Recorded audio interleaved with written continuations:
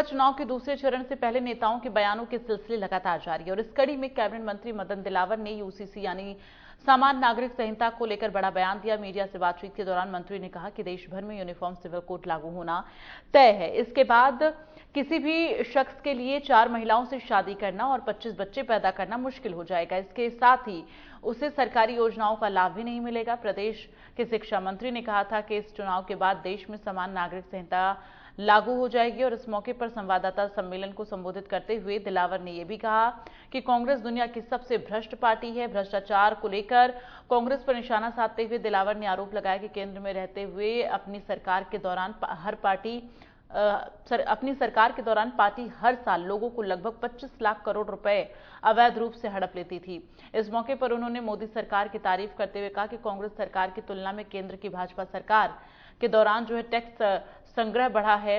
उन्होंने कहा कि कांग्रेस के राज में केवल 5 लाख करोड़ का कर संग्रह होता था, लेकिन मोदी सरकार में यह बढ़कर 35 लाख करोड़ हो गया है। शिक्षा मंत्री ने कहा कि कांग्रेस के कार्यकाल में लगभग 25 से 30 लाख करोड़ रुपए का क्या हुआ, ये सारा पैसा कांग्रेसी डकार जाते थे।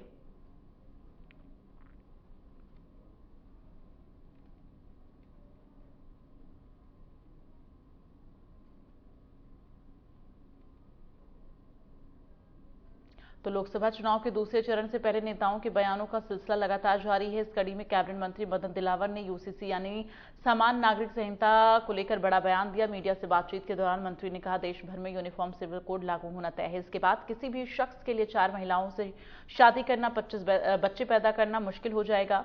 इसके साथ ही उसे सरकारी योजनाओं का लाभ नहीं मिलेगा। प्रदेश के शिक्षा मंत्री ने कहा था कि इस चुनाव के बाद देश में सामान्य नागरिक संहिता लागू हो जाएगी। इस मौके पर संवाददाता सम्मेलन को संबोधित करते हुए दिलावर ने यह भी कहा कि कांग्रेस दुनिया की सबसे भ्रष्ट पार्टी है। भ्रष्टाचार को लेकर कांग्रेस पर निशाना साधते हुए दिलावर ने आरोप लगाया कि केंद्र में रहते हुए अपनी सरकार के दौरान पार्टी हर साल लोगों का लगभग 25 लाख रुपए डकार जाती थी, अवैध रूप से हड़प लेती थी। और इस मौके पर उन्होंने मोदी सरकार की तारीफ करते हुए कहा कि कांग्रेस सरकार की तुलना में केंद्र की भाजपा सरकार के दौरान टैक्स संग्रह बढ़ा है।